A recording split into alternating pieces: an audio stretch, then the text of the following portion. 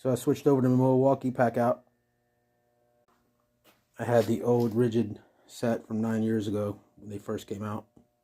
They were the only ones to have it, actually. It was really nice. Worked out well. Bottom box, I had my batteries charged. A hole in there I made to charge everything up.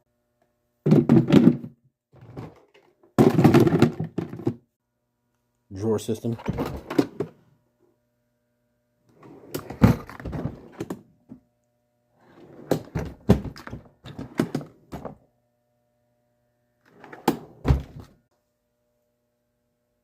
Things I use for my security cameras when I do security cameras, so it's all set up.